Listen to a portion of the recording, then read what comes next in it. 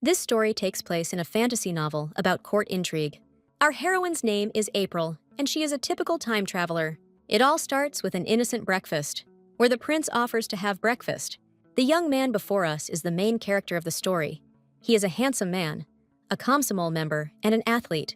Our heroine, April, accepts the prince's offer of a walk after the meal. She thinks that having lunch is too difficult for the prince, and that he will waste his time. She wants to spend time on self-analysis, not on food. The prince smiles slyly and asks what she means. The prince is ready to ask her what she means, but the girl begins to panic. Last time, she refused to go for a walk, citing her health.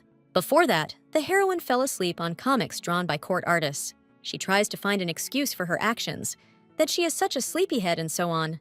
The heroine plans to self-animate herself rather than spend time with the handsome prince of the Manhwa.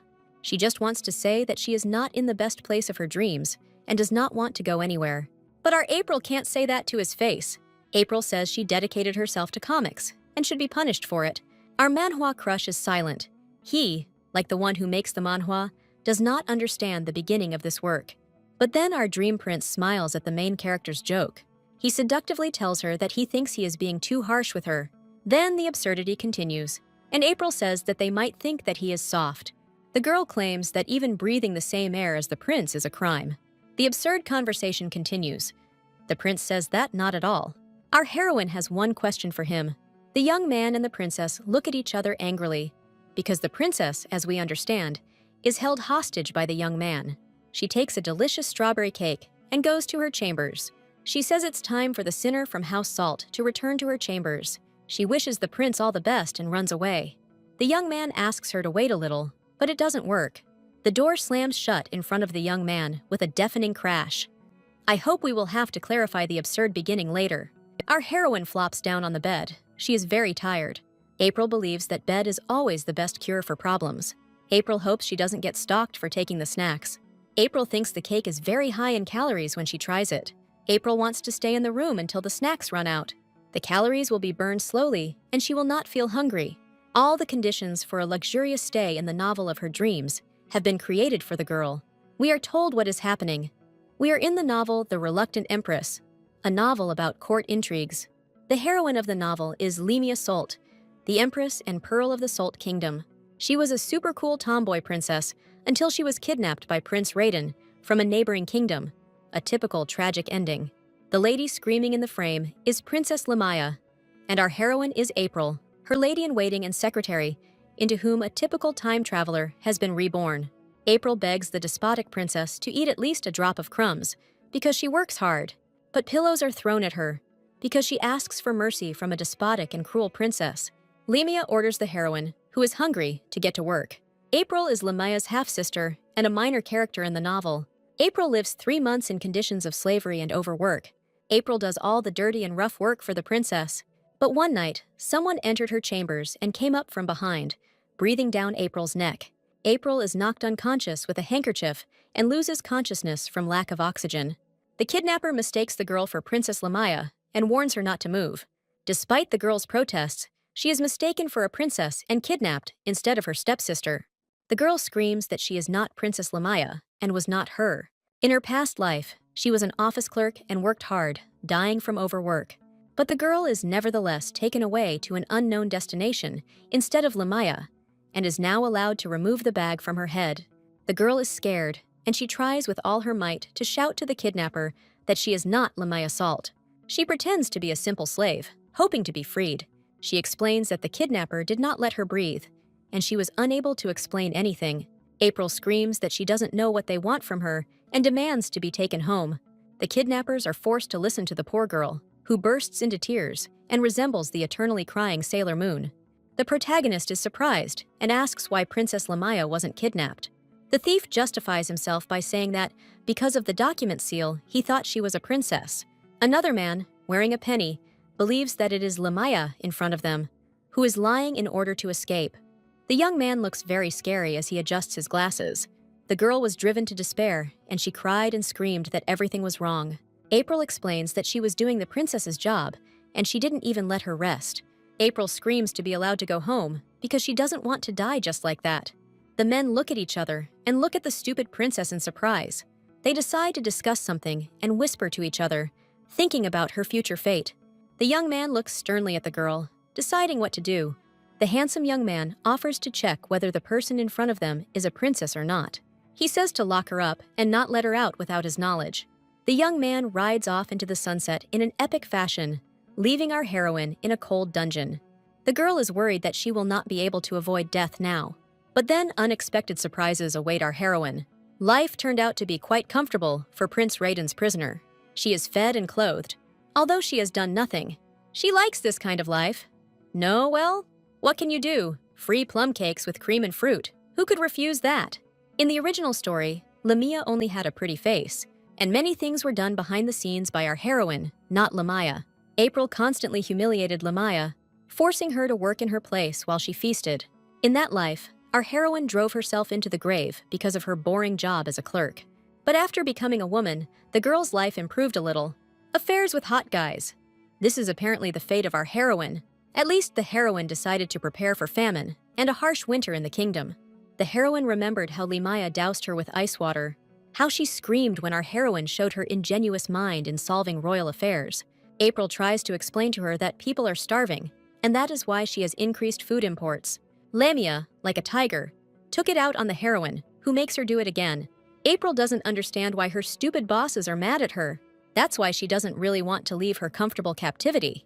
The kidnapper realized that the person in front of him was April Salt, the second heir to the Kingdom of Salt. Our heroine is worried that her sweet and quiet life will end. She tries to make amends and prolong her imprisonment. The man carefully studies the documents that were presented to him. He stands up abruptly and looks at our heroine. He offers the girl to persuade him to continue his captivity. Our heroine finds herself in the same situation as Elizabeth Swann from Pirates of the Caribbean, when Jack Sparrow kindly asked her to persuade him. Then, the girl realizes what the mysterious man meant. April always looked like she was spying on the activities of the Kingdom of Cliton, where she was located. This made the mysterious handsome man incredibly angry, and he tells our heroine everything to her face. But then he presents her with letters that never existed. It is somehow strange that the Grand Duke shows the girl a letter with a certificate in the Kingdom of Salt. The girl studies the kingdom's important document with horror. According to the decree, all the wheat she bought from the Cliton Empire will be sold back to the empire. The heroine is horrified. All her efforts for the well-being of the kingdom have gone down the drain because of Lamia. She doesn't understand why she needs to buy the wheat back. She proudly declares that buying back the wheat is pure fraud. April claims that this is the seal of an unknown organization, which has not previously been used in trade. According to April, it's all about intercepting goods in the middle of the process. April says that anyone would be responsible for this. The Duke was informed that Princess Lamia was not in charge of all the affairs. This means that April was in charge, and now the young man is waiting for an answer from her. He takes the girl by the face and looks at her. The young man is interested in how another princess unraveled the Empire's plans. He wonders if our heroine has planted a spy. But the truth is real. Our heroine remembers the plan described in the novel. Our heroine simply didn't want the Kingdom of Salt to suffer. She assures the young man that she is not guilty. She begs for mercy and to be released. The young man claims that the kingdom has many soldiers, but she insists that she be spared. The young man makes it clear to her that she knows what fate awaits her if she lies. The young man hints that our heroine will be tortured. He also hints that her mouth will be cut if she refuses to speak. April realizes that she must do something, otherwise she will face torture and death. She decides to ask the young man something before she is tortured. The young man is forced to listen to her. Realizing that she is not lying, April offers to serve the Kingdom of Cliton because she works hard. The young man orders the girl to be taken away from here. An advisor in glasses approaches her and says that there is a price for lying to the Duke. His face bared its teeth and took on a bestial appearance. He hinted that the price of lying is to pay with the body. But instead of terrible torture, the girl is sent to a warm and cozy room. April is happy with her confinement and doesn't want to lose her comfort. For a homebody like her, a bed was the best thing they could offer her. She believes that she can enjoy her confinement as much as she wants. At this time, Lamia is angry that she will have to read so many books and papers instead of April. If it weren't for her brothers, Lamia wouldn't have had such high hopes. Lamia's father told her that they were going to kidnap her, but if people saw that she was working for the good of the kingdom, she would be protected. He believes that it would be enough to entrust all the work not to April, but to Lamia. Lemia believes that April was kidnapped for a reason. Lemia finds nothing to be happy about due to her boring work. Only the letter from dear Raiden supports Lemia. According to the princess, Raiden considers her very beautiful. She decides to quit her job and write Raiden back. Meanwhile, Duke Blail, who was behind the kidnapping, asks how April is feeling. He is told that she made no attempt to escape. It would be impossible for the aristocracy working for Princess Lemia to adapt to the conditions April was given. But April steadfastly endured all the situations that were created for her. She does not beg for liberation as the ordinary aristocracy begs. The kidnapping of Princess Lemia failed, but perhaps the truth can be revealed. The girl they kidnapped doesn't look like a slave with her well-groomed appearance. Because of her beauty, Princess Lemia becomes obsessed with the prince of another kingdom. But if the kidnapping fails, then the prince's next bride will be this girl, April. Blail is jealous and demands that the prince be told about the failed kidnapping, but Blail asks not to say anything about Princess April. The advisor is surprised why nothing can be said about April. Blail opens the curtains on the window and looks out onto the street. He wants to check something before executing April. April has a nightmare that she's working again. April is working hard again, and it's hell for her. The girl is afraid that her heavenly life will become just a dream. Someone tells her that she was wrong to think that her life would change if she got into an affair. Lamia says that she will work from overwork, and she is destined to die from it.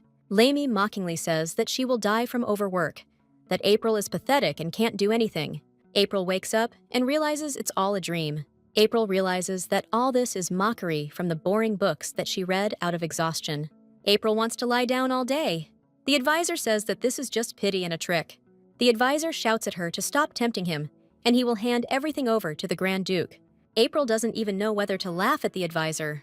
April is told that word has reached her, that she is happy with her life. The advisor says that Blail will order him to pay for the princess's living conditions. April is wondering how much she should pay him. A pile of documents appears in front of April's nose. The advisor says that these are documents for the construction of a dam in the duchy, which has been postponed. The advisor suggests that the girl find out the reasons for collecting solutions to the problem. The girl thinks that why her, it's very strange. She wants to be spared without any effort. The advisor asks the girl if there are any expressions. He asks her to imagine the consequences, but they offer her to find out everything so that she doesn't live locked up. Blail wants her to come up with a brilliant solution, but if she can't, then another solution to the problem awaits our heroine. The girl, as Blail said, will have to do something she has not done. An unexpected knock interrupts their conversation, and the heroes turn around to see who is there. They receive a message from Princess April, and the Duke accepts it. The Duke sees that she is ready to reveal the answers about the spies for pardon. At this time, the peasants of the kingdom work hard for a piece of bread, but they are not even fed properly. They ask for only one thing, that no one will come to their aid. But then some knights ride up to them on their black horses, racing at full speed. They are met by Blail, who sees the poor peasants and wants to help them.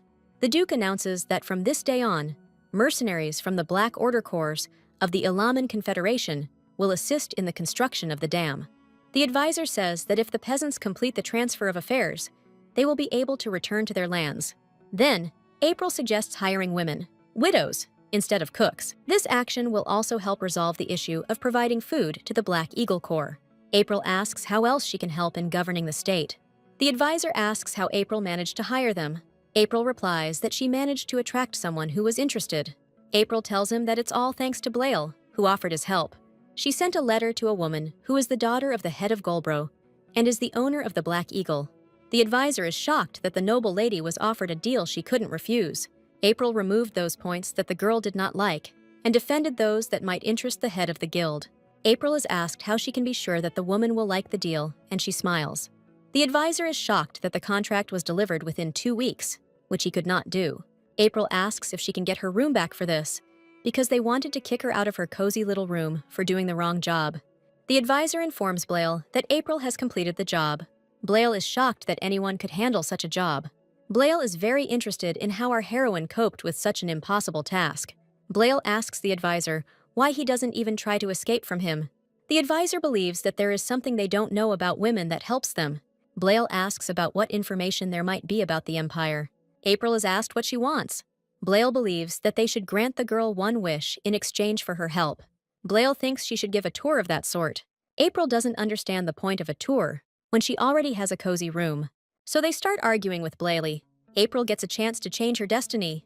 April blurts out that she wants to live in a room full of comic books. Blayle is shocked by April's desire for comics. April says she's bored to death, reading nothing but boring books. Blayle asks her in surprise what comics are, and April is shocked. She suddenly realizes that in the world of the novel, they don't know what comics are. Blayle is confused about what comics are and is interested in the story of Princess April. We are shown some kind of political reception in the kingdom of Blayla.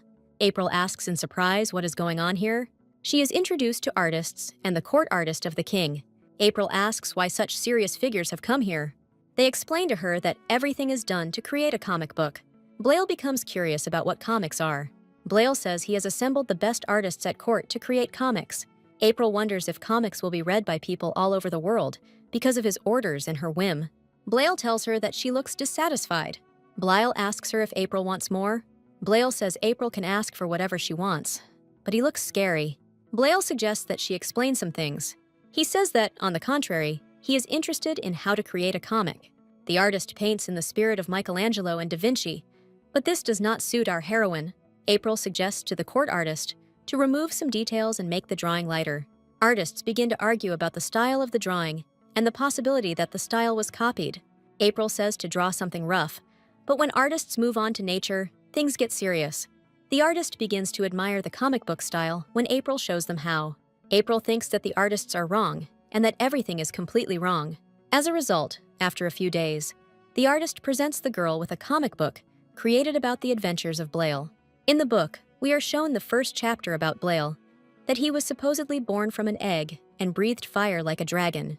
But for April, the Duke's deeds are just an exaggerated biography of a hero. The artist is interested in what assessment the young lady will give to their creation. April is forced to lie that the pictures are impressive, as is the development of the plot. The artists vied with each other to tell her that they put their whole soul into the comic. Our heroine is horrified. She is forced to read the Duke's biography. April suggests that the artists change the plot a little. She reproaches artists for the fact that their story is too difficult to perceive. Artists agree that art should be simpler. The heroine decides to use artists for her own good purpose, to create an interesting comic. She asks if it is not art to make pictures simpler. She thinks she's said more unnecessary crap to people. The artist shed tears and agreed with April that he began making art to bring joy. But he was seduced by art and forgot the main value of art. April decides to help them create a proper comic book. She says she can come up with a funny story for the artists. April wonders who drew the sketches for the comic book. Here we have Ashley Robid, a student of the local Leonardo da Vinci, who created the sketches for the story. April tries to lighten the mood and asks the girl to calm down. Ashley hasn't managed to finish a single complete story, so she's been sketching it out. Ashley is in a panic. Is there something wrong with the life of Blayle? April decides to calm Ashley down and takes her hand, telling her that the sketches are beautiful. She praises Ashley for the wonderful sketches she found. Compared to the other sketches, Ashley's sketch looks more like a cute comic. April wants to entrust Ashley with the most important part of the comic. Ashley is being encouraged by one of the artists, local Michelangelo. He cheerfully believes that she was ordered to get rid of the following projects. Ashley sheepishly announces that she is now in charge of the work, the comic book. But the artists laugh at Ashley. They think she can't handle the job. Ashley is very upset. She has no experience in drawing, and she is worried about what April has assigned her. The artist doubts that Ashley can handle the job. In the worst case, Ashley faces deportation and exile if she fails to complete the job. But Ashley knows that she is the only one who knows that April believes in her. Ashley was entrusted with a serious mission, to be a shot director in a manhwa. April asks why she was called here. Blayle wonders what it takes to create a comic book. April doesn't even know what to tell Blayle. April asks for a couple of tasty snacks. Blayle is furious. Does April really only want comics and snacks? April is afraid that she did something wrong. Blayle waves his hand and offers to give her something. April looks in shock at who entered the room. Our heroine is introduced to her maid, who will serve her faithfully. The girl introduces herself as Benita, and she is ready to help April. Benita starts chatting about how beautiful April is. April is stunned. Could the thing really be a living person? Blayle reports that Benita is ready to do any job. April is furious. A living person is not what she asked for. Later, the maid tries to start by saying that she will wait for the guest. Vanya chatters so much that April's ears are about to split. April realizes that Benita was assigned to her to keep an eye on her. April decides that she can handle what fate has in store for her. Bonita excitedly asks the girl what she plans to do. April decides to ask the girl for a favor. Bonita asks her what she needs for everything. Ashley tells her that she will be overseeing the process of creating the comic. Ashley reports that she has prepared the story, honestly drawing from the sketches she has. Artists pick up Manhwa and begin to study it.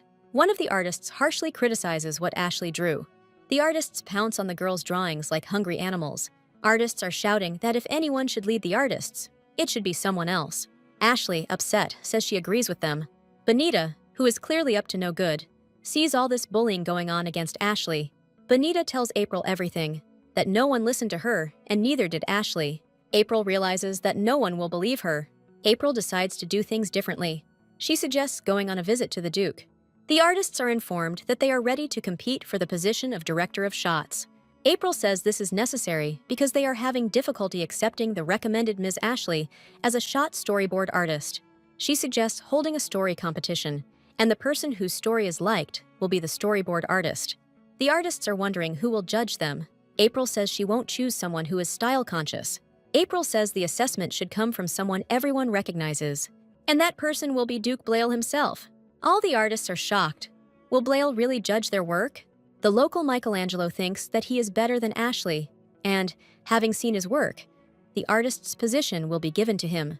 April warns them that if they do not agree with the outcome, then they will have to leave the duchy. The local Michelangelo agrees to all conditions. He wants to beat Ashley. Ashley realizes that no one believes in her. Blail considers himself a judge in the artists' dispute. April is very grateful to him for the help the Duke provides. April asks what she can offer in return.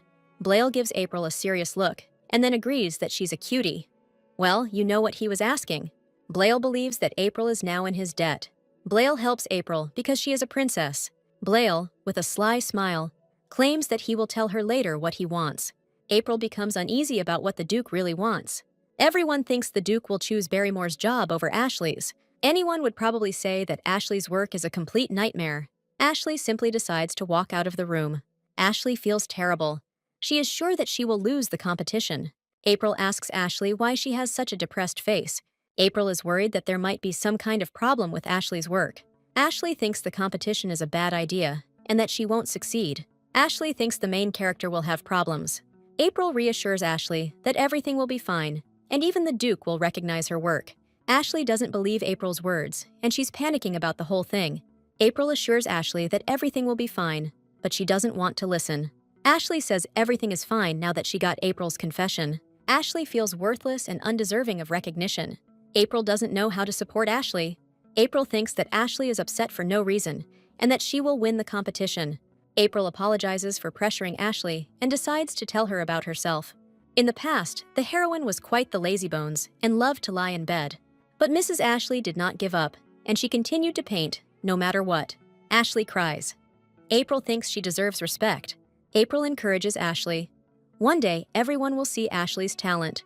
The artists' names have been omitted from the competition, and they can choose the book cover. Blail reads the contestants' books with a stony expression on his face. He doesn't like anything. April and the artists believe that at least something will move in his stone heart. We have the contestants, Ashley and Benjamin, sitting here, awaiting their fate. Blail is clearly bored reading boring comics about his life. Finally, Blail chooses the book with the red ribbon and asks who its author is. The hour of truth has come to find out the name of the winner, and the contestants are shocked by Blail's choice. Now, everyone wants to hear the opinion of professionals. Artists. Everyone unexpectedly likes the book with the red ribbon. According to Blail, there is no interest in reading a book with a blue ribbon. But the book with the red ribbon aroused the Duke's interest. It is filled with lively drawings and is more colorful and interesting. April thinks that for someone interested in comics, his view is quite interesting, and the Duke has taste. According to the Duke, the book is very bright and interesting. It makes you want to read and care for its readers. Benjamin loses, and he grinds his teeth in frustration. Ashley is amazed. She didn't know that her book would evoke such feelings in readers. Blail asks who drew the book, and Ashley timidly raises her hand. The girl introduces herself by name and says that she was the one who drew the book. Blail wonders if Ashley has a sponsor. Ashley explains that she does everything herself and doesn't have the opportunity to paint with a sponsor. Blail volunteers to be her sponsor. Ashley and April are shocked by Duke Blail's decision. Artists disagree with the choice. How someone like Blaile chose Ashley in her painting. Ashley, on the other hand, is happy and cannot express in words how happy she is. April is happy with Blaile's decision and wants to congratulate Ashley on her victory. Soon, Ashley takes command of the artists. The artists are indignant.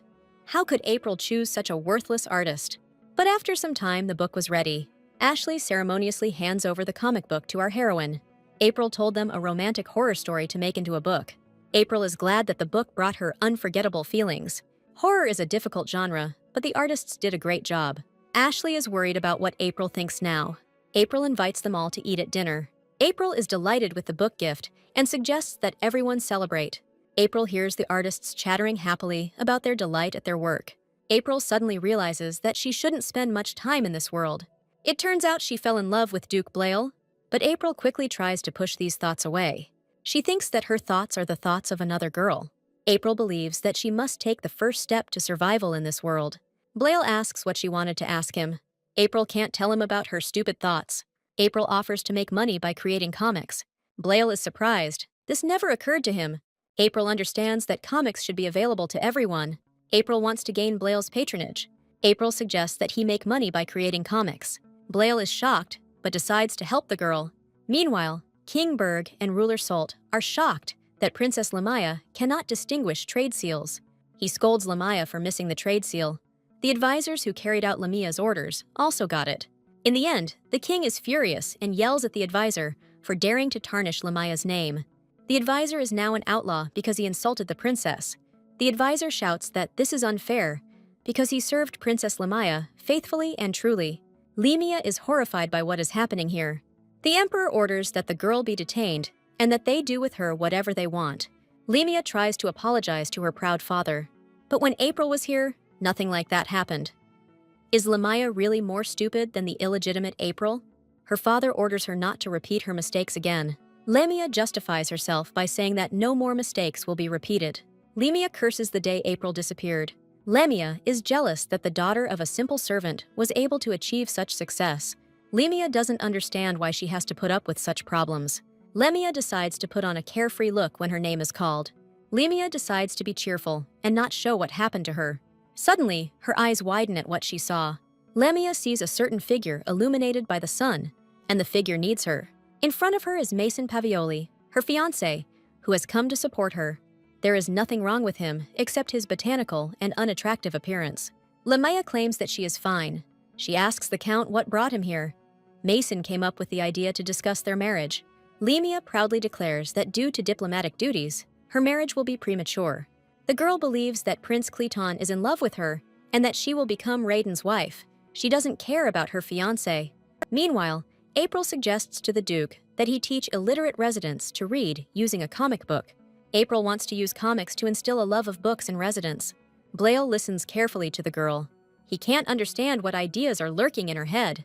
According to the Duke, April controlled all of Princess Lamaya's actions, and that she was her puppet. April is a genius who sees through the Empire's plans. Blaile decides to play along with April and asks how to distribute the comics. April suggests telling the local newspaper about them. April shares her plans for the comics, which are to pay the rent first and then pay the artists. Blaile is surprised that this would make money for artists. April is looking for profit, not a newspaper. April is excited to get into comic book production. Blaile asks April how, and she stops. April decides to use the magical tower for her grand plans, but it is having trouble. These events are described in the novel. Problems began in the magic tower because of the magic core. All magicians are now trying to maintain the balance of witchcraft. The teleportation circles suffered losses, and there was nothing to feed the people with. April decides to visit the tower herself instead of Lamaya. April knows the solution that Lamaya suggested in the original novel. April decides to get to the bottom of the problem for the sake of an amazing vacation. Blaile is surprised that April wants to go outside for the first time. In his opinion, April is trying to escape from her captivity using the magical tower. Blaile reluctantly lets go of April, deciding to follow her. April is grateful to the Duke for everything he did. April assumes there will be no more arguments about her. April thinks the wariness towards her has eased.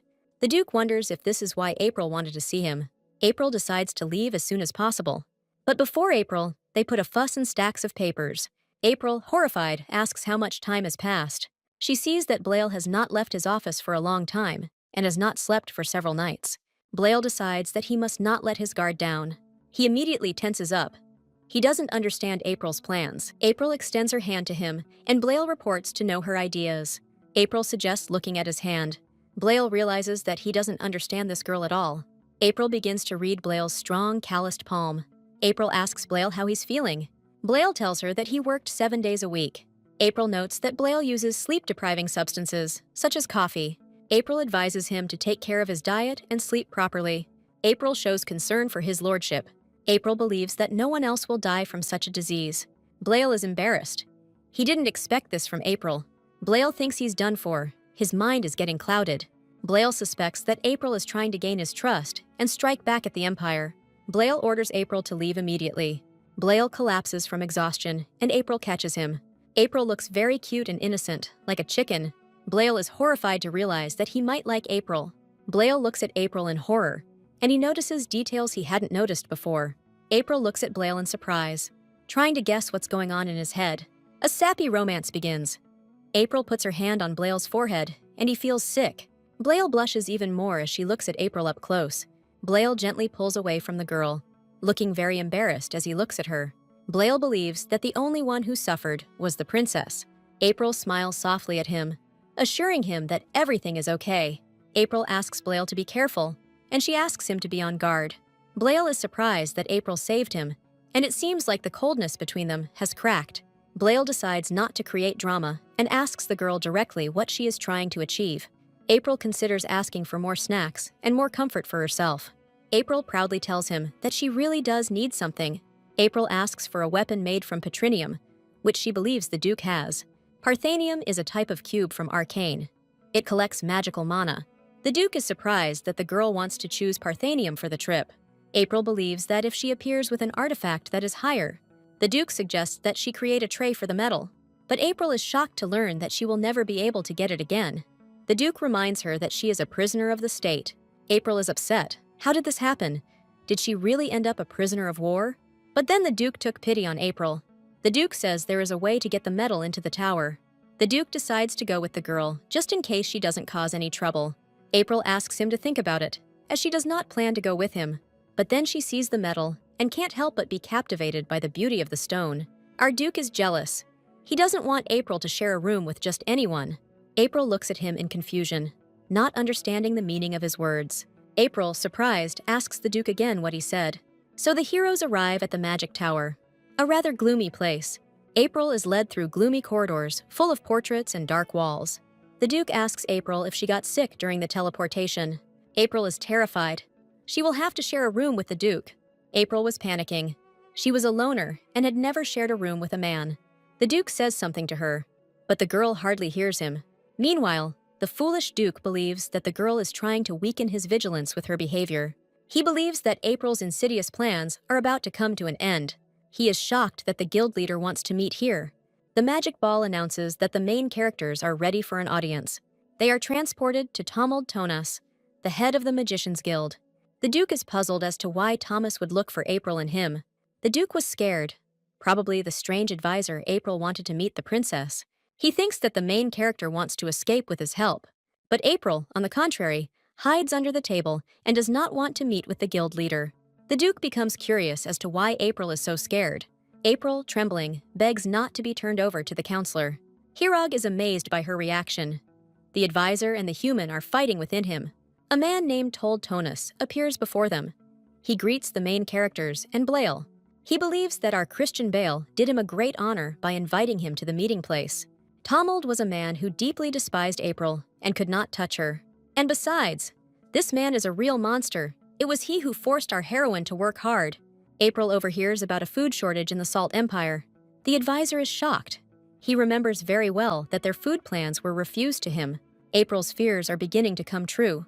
The Great Famine has begun. April is saddened. Now the novel has approached the saddest moment. Hunger. The advisor proposes easing controls on wheat for the neighboring empire. The Duke replies sharply that he cannot allow this. The Duke suddenly feels April tugging at his trouser leg. April asks him for help with an innocent expression on her face. Blail has no idea how to react to our miracle. The advisor suddenly falls to his knees in front of Blail. He talks about how Lamia cries for the people every day. but Blail is a stark reminder of their place in the food chain. The advisor insists. He mentions Lamaya's connections, but the Duke is adamant. The Duke abruptly orders the guild leader to get out, but April had a tight grip on his pants leg, and she had the look of a disgruntled hamster. She abruptly mentions that the neighboring kingdom, where she is being held, is to blame for everything. The Duke looks at April in fury, not knowing what to say. April speaks to the Duke in a sweet voice again, and no one can resist her charms. Blail listens to her attentively, his stomach churning. He even thinks that it is not his place to stay here. The Duke's trousers were about to fall down, as April had grabbed hold of them, which did not escape the advisor's notice. Tonus learns that the reason for the Duke's refusal is the fear of his people stealing. Blail will order his men to deal with this problem. Tonus is happy. Now he will tell Princess Lamia everything. Tonus asks permission to take his leave and wants to leave the meeting place. Blail doesn't know what to say. He looks confused. Blail sternly orders April to explain herself. In the end, Blail scolds April sternly and looks at her. April is being scolded for not keeping a close eye on Lamia, and now this situation. April promises that she will help the Duke if he sends forces to Salt. The Duke looks at her tiredly and wants to know what she wants. April promises him guaranteed intervention in the war with Prince Raiden. Blail is scared and wary. Some events have not happened yet. When April came into this world, she didn't yet know who fate had brought her into contact with. This man is Prince Raiden's half-brother. Raiden is a madman who is obsessed with Princess Lamia. Raiden framed and drove out his rivals, and sometimes even killed them. April realizes that Blail will be the first to be killed in the battle for the princess. Blail thinks April wants to keep him under her thumb. You'd think April would understand the Empire's feelings. Blail believes that the more he gets to know the princess, this makes Blail's interest in April grow stronger. April is scared of what Blail found out about her, but the Duke is not interested in the princess's mask, but in her real face, her true personality. Blail can't understand how Khan never noticed how important April is before. The Duke smiles.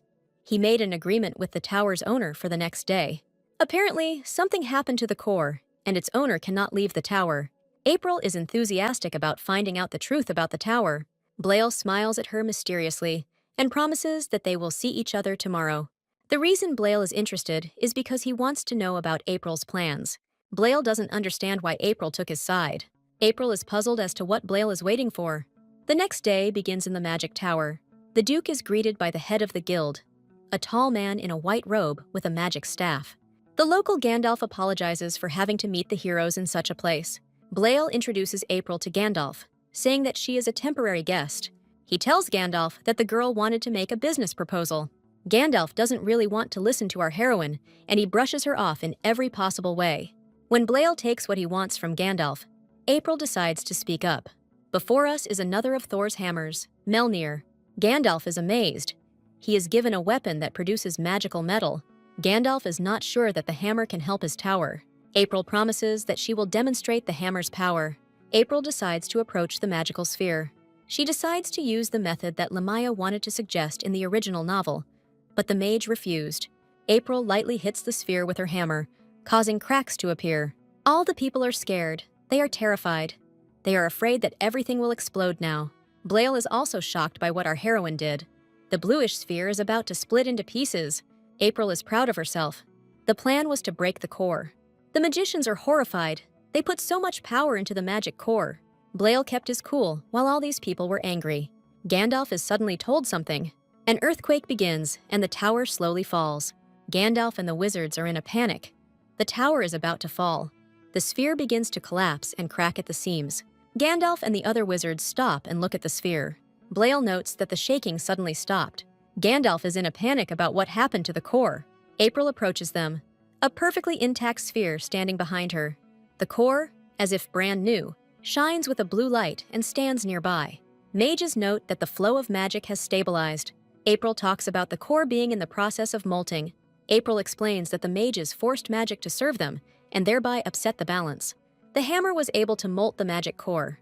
Gandalf is shocked. Was his problem really that easy? Gandalf now wonders how April could come up with such a thing. April lies about the core's voice speaking to her. Gandalf was fired up by the idea that the girl was the chosen one.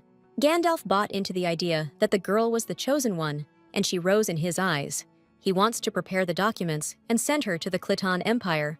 April knows that she will receive a lot of benefits if she becomes the chosen one. April is asked her real name. April says this is all Blaile's doing. She is ready to give up the title of the Chosen One to Blaile so that her identity will not be revealed. Gandalf is ready to make Blaile the Chosen One and is always glad to see him. Blaile turns his gaze to April. He doesn't like all of this. Blaile gladly accepts everything that Gandalf offers him. April offers to split the reward money for the Chosen One now. He asks her in surprise if that is why she took the weapon. Blaile is now wondering how she knew about the magical weapon. April tries to get out of it by saying that it's all because of the Core's voice. She gets scared from the guy's gaze, as if he wants to kill her. April tries to change the subject to the fact that they will be releasing comics. April talks about how all of this will bring help. The Duke finds everything interesting, and so does the princess. He mentions that the princess has achieved incredible success. The Duke is curious about what April was doing in her homeland. He wonders why the princess doesn't want to go back. April tells the truth. She doesn't want to go back. April reveals that she was Princess Lamia's slave. She talks about how Lamia is a tyrant and she wanted to profit from her. She shocks Blaile by saying that she is happy now. April has no intention of giving up her homebody life. She begs Blaile not to send her back. Blaile is shocked by her answer. She is like a prisoner. The young man understands that something is wrong here. He sees April as a strong and powerful support. Blaile thinks that everything is fine as long as the princess is on his side. He really wants to believe her. He suggests meeting in the Magic Tower and getting down to business. April turns the conversation to comic book production. As a result, a lot of people were drawn to them. Comic book sales became a real hit. Artists received tons of letters from devoted fans. April is glad that everything worked out for her. Artists report that they have received new tools and have become incredibly popular. April is shocked. Everything is going too well. April notices that the sun is shining brightly. Bonita cheerfully asks why her mistress hasn't slept. She talks about how our heroine was given a more luxurious room. Now April will wake up to bright sunlight. She notices that her windows have thick curtains drawn over them. April suddenly gets a new idea. Prince Raiden is informed that his half-brother has become the Chosen One of the tower. The prince clearly likes what is happening now. He told his servant that his brother was an eyesore. Raiden decides to teach his brother a lesson. Meanwhile, our heroine is asked if she wants to get Paulette's skin. Duke Blaile assures her that it's not that complicated. Blaile becomes curious about what she has planned this time. The Paulette population has grown, and the Duke wants to exterminate it, even leading a personal raid. April actually remembered something from the book. April reports that she knows where Paulette's skin can be used. April says she wants to use Paulette's skin. Blaile assures her that everything will work out for her. Blaile believes he can handle two problems, particularly Paulette's skin. April happily tells him that she will go. Blaile asks what she plans to create. April turns to him. She's about to speak. April reveals that her plans are a secret. April is happy. She hasn't been in bed for a long time. April wonders if maybe she should tell the truth. Blaile feels a little awkward about what's going on. But then April realizes that she might ruin everything. Lately, everyone around us is suffering from insomnia. Since the prince took charge of everything, he instructed the Duke to tame the wild animals. So when he returned, all the inhabitants of the castle fell into a state of unconscious workaholism. That's why artists created strong curtains. But it seems the Grand Duke was unable to sleep well due to the piles of papers, but perhaps because of fatigue. The Duke looks a hell of a lot sexier than before. But in the sacred bed, you can't think only about work. So April will make herself curtains from a blanket. April decided to make a blanket out of curtains for the people she cares about. But the next day, an unpleasant surprise awaits her. The advisor tells her about the warehouse. Before the girl's eyes is a boring house in the countryside. April is surprised by the amount of junk in this dilapidated house. The advisor reports that he was ordered to put things here. April sees a large amount of junk falling out of their little house. April thinks the Duke is a fucking asshole. She wonders if she really had a feud with the Duke in her past life. When she goes inside the house, she sees a large amount of garbage. April realizes there is too much trash here. She is terrified to think how many Paulettes the Duke will kill. Suddenly, April smells a foul odor. She is told that the disgusting stench is the smell of skins. The decay products give off a gigantic stench. The advisor asks why the heroine is standing far away, and she complains about her sensitive sense of smell. April decides to turn to Bonita, who is happy to fulfill whatever she suggests. April asks if she knows how to prevent the smell. Bonita knows someone well who can help clean the skins. April and Bonita decide to turn to Rainey, a master leatherworker and seamstress. April insists on meeting Rainey now. But instead of a sweet voice, a rough voice is heard. The voice of Mrs. Rainey. What we see before us is a woman drawn in the style of JoJo. April is horrified and looks at Bonita with hope. April wasn't told that Mrs. Rainey was a bodybuilder and a JoJo face. April tells Miss Rainey what she wanted to ask, and she decides to think about it. Mrs. Rainey is forced to refuse, and harshly. Rainey says Paulette's skin is being paid too little. Especially in such hot weather, it is unlikely that they will pay for the skins. Rainey says working with hides comes with serious labor risks. Rainey apologizes for not being able to help her. April realizes that not everything is okay. April introduces herself as a desert nomad. April imagines herself in these shoes and understands that everything is very difficult. April thinks there must be another way. Rainey becomes curious about what they wanted to create from Paulette's skins. April answers honestly that she wanted to create curtains. But Rainey crushes her dreams, saying that all this is not suitable for skins. April decides to convince Rainey otherwise. Rainey listens attentively to her explanation. April tells her an incredibly touching story about poor servants who don't rest at night. Rainey listens for a long time to her incredible things and touching story. Bonita decides to support April's game. Rainey tries not to be so sentimental and to be practical. April tells her that she made a great point. But then April asks what about her proposal. April promises that she will pay more than the expensive fabric is worth. And if Rainey works, she will get double the money. April says that if she doesn't agree, then she will turn to another seamstress. Bonita admires April for how she managed to persuade Rainey. Bonita impersonates April at that moment and imitates her voice. Bonita claims she has never heard such a proposal. April says she's glad to be praised. Bonita wonders if April can afford that. Rainey agreed to the terms that April proposed. But then Rainey adds something to her terms. Rainey asked other tanners to do her work. Bonita remembered how April negotiated and thinks April is great. Bonita remembers that April is broke and still a prisoner. But April slyly says that she can handle everything. April has already thought of everything, and no one will stop her.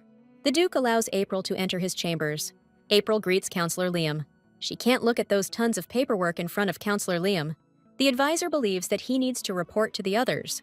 Liam apologizes for talking and returns to work. April reassures him that nothing happened. April is horrified by the work the counselor does. The advisor says he's not the least bit busy, but he seems to be going nuts. Basically, he's asking April to just get lost. April remembers that she is ready to shoot herself for damn money. The advisor asks her in surprise what money she means. April points a gun at him and extorts money from the profits. The advisor becomes interested in why he needs money now.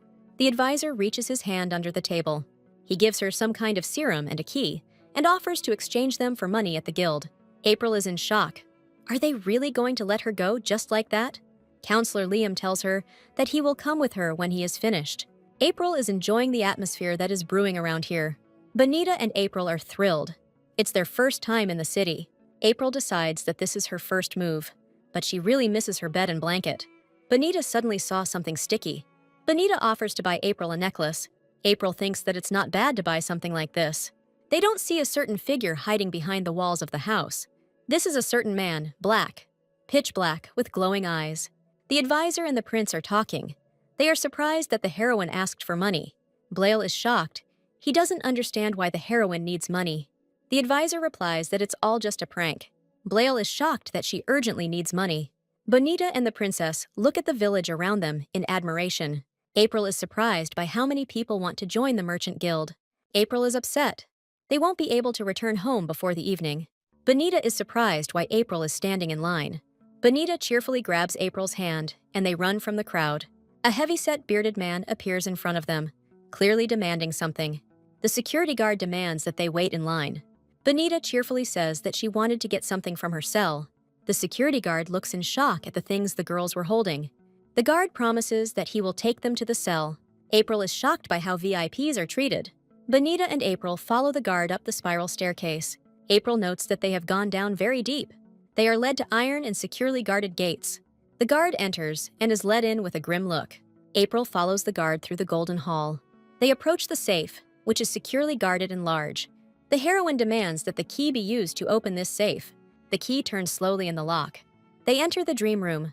It is all full of large gold and gold bars. April expected the fee to be a large sum, but looking at the gold bars and coins, she realizes that there is too much money here. April calls Bonita, who is no less shocked by the sight. April suggests taking as much money as possible and heading out. April and Bonita walk through the city with huge bags of gold. April offers to take the bags of gold and help Bonita, but Bonita cheerfully tells her that she can handle it. April thinks that the Duke is not so bad, having trusted her with such a sum. She remembers how cruelly Lamaya treated her. Blail is simply the ultimate dream. He lets you earn money, treats you well in captivity, and he's also a handsome guy. April is horrified by the thoughts that come into her head. But April really doesn't deny what she got them all into. April is really scared about what's happening. Suddenly, April falls, and Bonita approaches her. April doesn't want to hit her head. She is deftly picked up by a handsome and stately young man with brown hair in a brown suit. April thinks Blail is behind everything. April panics, thinking that it is Blail, the Grand Duke, standing in front of her. But the young man with brown hair and golden eyes looks at her in surprise. April apologizes to the boy and says that she mistook him for another boy. Bonita is scared and thinks that everything is very bad.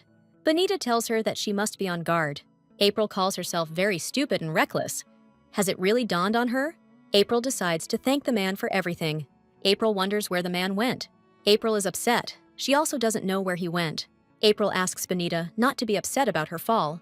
This handsome man appears in front of them and brings them a bag of money, saying that they forgot it. The man tells them that the kidnapper did not go that far. In fact, the thief of their money was knocked out around the corner. Bonita happily informs them that their money is here. The man tells them that they don't have to pay for anything. When the man leaves, the girl runs after him. But then the man's gaze freezes on the girl. The young man was surprised. He was Blail? Did the girl really recognize him? April invites a mysterious stranger to become her knight. The young man looks at him in panic. This is the worst day for him. The young man turns out to be Blail in disguise, who is shocked that she didn't recognize him. The girl assumes that her new acquaintance is a mercenary from a distant country. April says she can't explain some details. She introduces herself as a distant relative of Duke Blail. She says that if he helps her, she will pay him generously for his work. The disguised Blail is shocked by her kindness.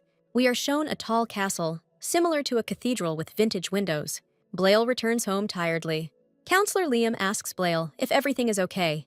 The Duke's advisor tells him about April's antics. Blail is shocked by what advisor Liam told him. Blail tells the surprised advisor that the knight she wants to hire is himself. The advisor is in shock. His bad feeling was right. The advisor is shocked that the princess needed a bodyguard, and Blail repents how it all happened. The advisor is amazed that the princess pays generously for the work. The ring the advisor has is the Blail family ring. The advisor suggests giving up the role of knight. Blail insists that the advisor approve of him being the princess's knight.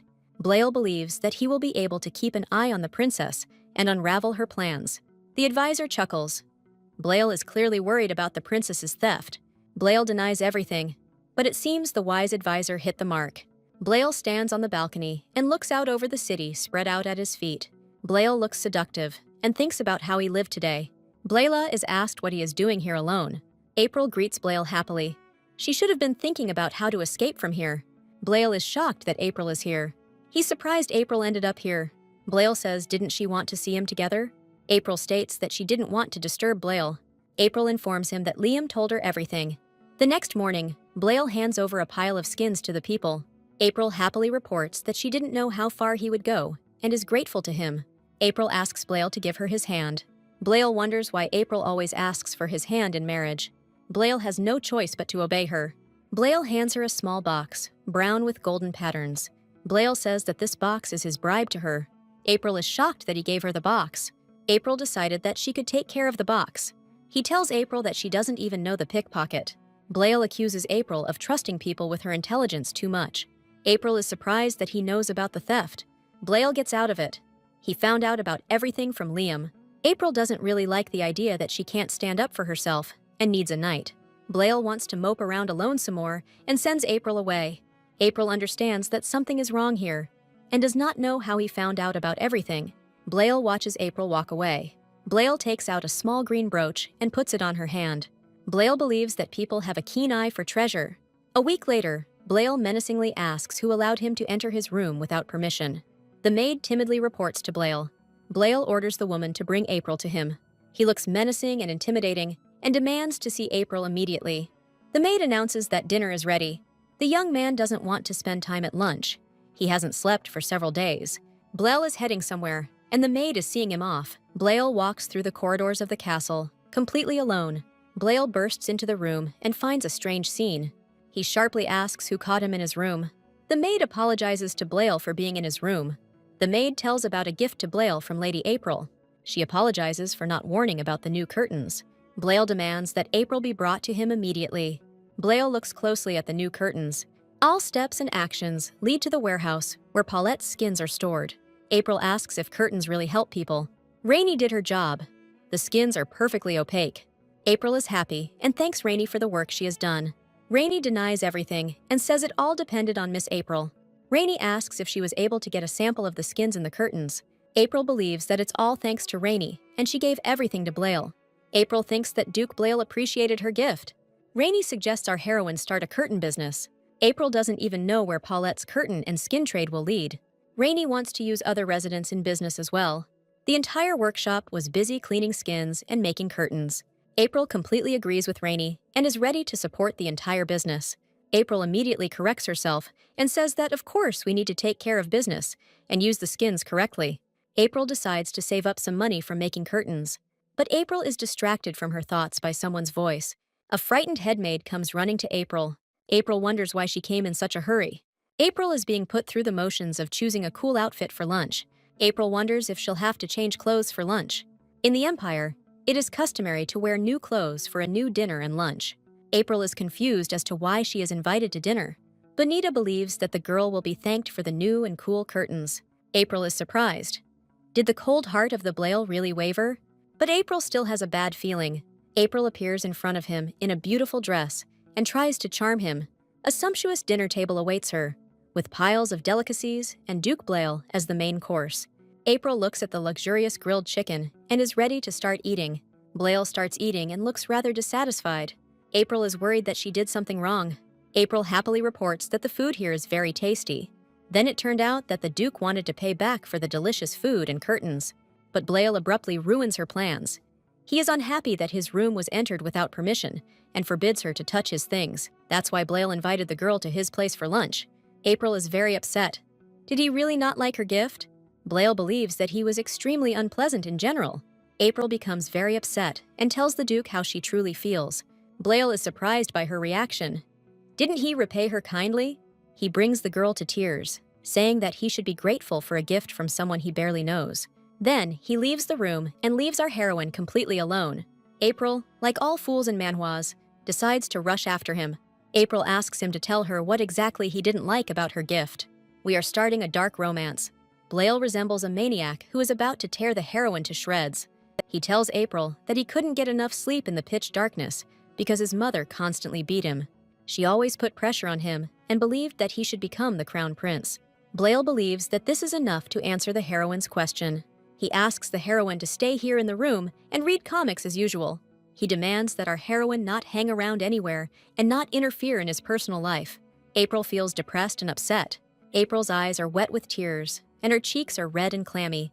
She is horrified by Blail's past and his rudeness. Blail believes he hadn't slept for days and was overly emotional. But then he realizes that he shouldn't have taken it out on the princess. Blail's faithful servant Liam comes to visit and brings him oatmeal and light tea. Blail asks to leave him alone and not to approach him at all. Liam reminds him that the day will soon come when he will be knighted. Blail remembers that day and thinks that he will make peace with the princess. He realizes his rudeness towards the princess and plans a proper apology. Meanwhile, April doesn't feel like doing anything and just lies on the bed. The Duke's expression frightened her, and she didn't want anything. April just wants to pour out her soul to someone. She believes that their quarrel will sooner or later reach everyone. She remembers that there is one person she can trust. She summons Belgil, disguised as a knight. She asks Blaile if they have an employee-employer relationship. April believes that she can trust the knight in everything, and has no idea that it is Blail. Blail insistently demands from her what she wants. Silly April tells him about her relationship with the Duke, and asks for advice to help her make peace with Blail. Blail is shocked. He never thought that our heroine would try to make amends. April tells him the truth. The whole truth about her relationship with Blail. She tells the disguised Blaile what the angry Duke told her. She puts on an innocent face and asks the Sir Knight how to make the room light without curtains and how to make peace with the Duke. Blail is shy. He doesn't know where to start the conversation either. He says that without stars and the moon in the sky, it is very difficult. Suddenly, cool ideas come to April's head. She thanks Blail and gently takes his hands in hers. She thinks her idea is great, and she will be able to make peace with Blail. Blail is worried that his girlfriend is about to reveal his secret. April offers the disguised Blaile to work overtime. April vows to pay him triple for his work. After some time, the heroes make their way through the forest, and Blail slashes with his sword left and right. Blail cuts a path while the heroine studies the map. She believes that they are about to reach their destination now. Blail becomes curious as to why they suddenly went to the mountains. April says that what is needed is to be in the mountains. April asks a disguised Blail if he has heard of fireflies. Blail wonders if they have liquid in their tails. Blail wonders what she will do with them. April wants to use fireflies to simulate a starry sky. April believes that fireflies and their light have been counterfeited with paint lately. April understands this, after all. She bought paintings with luminous paint under Lamaya. Blail is shocked. No one has ever made a starry sky for him. Blail has a cute smile, and he's so damn cute in this frame. 2 hours passed, and their search for fireflies was still unsuccessful. April doesn't give up. She wants to continue searching for fireflies. Blail thinks that it is time for them to return to the royal castle, and they will find nothing in the pitch darkness. But April believes the map and thinks that the firefly trail leads somewhere here. But then April loses her balance, and she and Blail fall onto the green grass. Blail is worried that April might be hurt. He sternly scolds the heroine, saying that she shouldn't have disobeyed him. But April was delighted. She was staring at something, and Blail followed her gaze. April cheerfully informs him that they have found fireflies. Blail looks at her with confusion. He has a number of questions for her. They come out into a clearing full of flowers and flying fireflies. The next morning, Blail is shocked by what April did. April repurposed the curtains to create a starry sky. April apologizes for yelling at the Duke, and she offers him the curtains as an apology. It seems like it all started with drawing after returning from the forest. Blail is unhappy, but doesn't know what to say to April. April politely tells him that if she doesn't like the curtains, she'll just take them away. But Blail appreciates her efforts and asks her to leave a gift. April is incredibly happy. April believes that he will like her gift. April starts to leave his room, but lingers in the doorway. The Duke calls her name, and April turns her tiny head. Blail clearly wants to say something, but he is very embarrassed in front of her. April asks what happened and turns to him. Blail blurts out whether she likes meat. What a blockhead. I'll just keep quiet. April cheerfully tells him that no meat can compare to seafood. Blail says sullenly that he will ask for more meat to be prepared for today. April realizes that the Duke is awkwardly trying to apologize.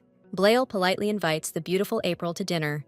April realizes that the Duke has realized his mistake, and they make peace. As he goes to bed, Blail glances at the star-studded curtains. April and Blail find giving gifts very difficult. April thanks Blail for helping the girl with her gift. Blail decides to ask the girl one question that worries her. Blail wonders why she's doing all this. April herself doesn't know why she's doing this for Blail, who hates her. April says she can handle it, and she doesn't know the answer to the question. At first, April felt sorry for the Duke, because he reminded her of herself. But then Blail helped April, and she started to treat him better. According to April, Blail is the kindest person in the estate. April can't wait for the morning. She fell in love with him, along with the Duke. Blail is amazed by her words. He also does not want to leave this place. Blail feels much calmer when he looks at the stars on the curtains. Dinner begins, and April is a little nervous about what happened yesterday. Blail comes and asks how long she has been waiting for him. April reassures him, saying that she just arrived. Blail decides to ask her another question, and silence falls between them. Blail reminds April that her face is getting closer and closer. Blail's expression improved, and he slept well. Blail compliments April on the new curtains and thanks her for it. Blail says sheepishly that he hasn't slept so soundly in a long time. April is happy just thinking about him sleeping soundly. After a long and boring conversation, the heroes decide to sit down and eat. Blail invites the girl to sit down and enjoy some food with him. April happily agrees. She is happy that they have made up. On the table, they have roast meat, sliced potatoes, fried sausages, onions, and steak. Blail notes that the girl liked the food. April feels like she's feeling much better since yesterday. Blail decides to start a conversation, but it becomes difficult for him. Suddenly, Liam bursts through the door and interrupts Blail's speech. Blail gives Liam a stern talking to, but his message is too urgent. Blail wearily asks Liam what happened to interrupt their dinner. Liam reports that a message has come from the Imperial Palace. Blayla is shocked by the news that Crown Prince Raiden will soon be here. Raiden, a creepy sadist from a manhwa about an emperor and an angst novel, is about to appear here. Liam doesn't know what to do, because Blail is clearly upset by the message. Blail asks how soon Raiden will arrive, and they only have 2 hours to do everything. Blail realizes they need to prepare for the meeting. Blail apologizes to April and decides to move the dinner to a later time. April tells Blail not to worry about it and to do what he thinks is right. Blail and Liam walk through the dark and long corridors of the estate. Blail asks Liam to protect April and not let Raiden see April under any circumstances. Benita, meanwhile, wonders if his lordship didn't like the gift. April happily tells her that everything is fine, and the gift helped them make peace. Benita decides to tell the girl the latest news from the castle. Benita tells April that his crown prince, Raiden, is heading to the estate. Benita is puzzled by what urgent matters Raiden might have. April hopes this isn't anything serious. Unexpectedly, Benita wants to tell April something. April looks very pale and tired. She needs a good night's sleep. Benita is concerned about April's condition and advises a dismissive April to rest. Benita decides to bring some medication for fatigue and take care of April's condition. April's chest tightens and she looks tired and worried. April thinks it's because she ate too much. April decides she needs to get some fresh air. Benita brings April some medicine for her fatigue, but Benita is stopped by a maid who asks her to come closer. Mr. Liam wants to see Benita for some reason. Benita sincerely believes that everything will be okay. Liam gives Benita orders that April is not to leave her chambers at all. Liam asks Benita to keep an eye on the princess, report to him every step, and not allow her to run into the prince. Liam also warns that no one should mention the princess's name. He also claims that he does not guarantee Benita's life. So, in the evening, Raiden arrives in a luxurious carriage. Everyone greets Raiden, but he himself looks displeased. He asks Blail why he is not happy to see him. Raiden believes that Blaile has become completely soft after the events in the Magic Tower. He says that Blail is wrong not to want to see him, but he is not happy to see him at all. Raiden wants to stay the night. Raiden orders Liam to show him the way. Blail is furious. He is now the Emperor's dog, but he is forced to show him everything. Benita happily announces that she has brought the medicine, but Raiden appears before her eyes, and horror is reflected in the maid's eyes. Raiden and Blail argue over the quarters that were given to the Emperor. Raiden clearly doesn't want to leave this house, and he's here for a long time. Blail asks Raiden what he's doing here. Raiden talks about a comic that April is so interested in, and he heard that the comic's sponsor lives in the Blail estate. April has gathered the most famous readers who promote the comic everywhere. Raiden believes that a famous lady insists on meeting April, so Raiden had to run away and get his hands dirty to find the girl. Blail denies that April lives here, but Raiden doesn't listen to him. Raiden believes that his brother Blaile knows the identity of the comic's author. Raiden insists on meeting with the comic's author. Raiden believes that meeting April will provide answers to all his questions. Raiden just guesses that April is hidden here. Blail feels uneasy about Raiden's face and his cleverness. Raiden wants to walk around the mansion, despite the fact that it is dark. Raiden asks to be left alone and wants to walk around the mansion. Raiden leaves Blail and his servants and rides into the sunset. Blail asks where the princess is and is told that she is with Benita. Benita shocks Liam by telling him about the princess's disappearance. Benita is terrified. Now it is unclear what they will do to her if she tells everything. Benita reveals that she has committed a terrible sin. Blail is horrified that Benita failed to keep an eye on the princess. April went out onto the balcony. She is ready to meet the prince. April thinks she has a pretty high fever. April notices Raiden entering the balcony. April turns around in surprise. She has never seen Raiden. Raiden orders you to state your status and name. April has no idea that Raiden is sitting in front of her. He doesn't remind her of his build at all.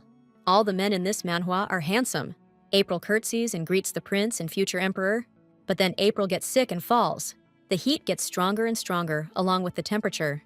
The maid carefully searches for the girl, and they do not find her. Blail is furious, and Liam tries to calm the Duke. But all searches for the girl in the small estate end in failure. Blail believes that the princess is still here and orders someone to find her. Liam looks for her in the office, and then on the terrace, on Blail's orders. But Blail is frightened by the question of what he was looking for. Blail asks mockingly what's wrong with the prince. Blaila is shocked when the prince asks if they are looking for a woman. Raiden, with a fake smile, tells her that he knows where she is. Blail shudders at the way Raiden looks at him. Blail looms over Raiden in a rage, asking where she is. Raiden asks him to calm down. He is uneasy around Blaile. Raiden finds it amusing how Blail gets angry when he looks at him. Raiden compliments Blail on his feral expression. Raiden tells Blail that Princess April is now in his room. Blail threatens that if something happens to the girl, He will not forgive it. Blail abruptly heads towards the girls' chambers. Raiden is becoming more and more interested in this building. Blail rushes to the bed where the girl is sleeping peacefully. April's breathing is becoming more and more irregular, and she is getting worse and worse. Raiden says she's gotten worse and tells him what happened. Blail imagines the worst and asks what he did to her. Raiden reminds him that he has clearly forgotten who is standing in front of him. Benita and Liam run into the room. They are looking for Lady April. Liam intervenes in the showdown between Raiden and Blail. Liam apologizes to Raiden for his master's behavior. Raiden talks about what happened to April. Blail feels guilty when she hears April's illness diagnosis. He thinks she's overtired herself making curtains for him. Liam wants to call the knights, but Blail asks him not to. Blail picks up April and decides to carry her to her room. Blail apologizes to Raiden for his rude behavior. Raiden reassures him that he had fun. Blail apologizes for what happened. Blail acts like a true gentleman and carries the girl out of the room in his arms. Raiden thinks that Blail and April are in a serious relationship because he lost his temper. Raiden theorizes about who the mysterious girl is.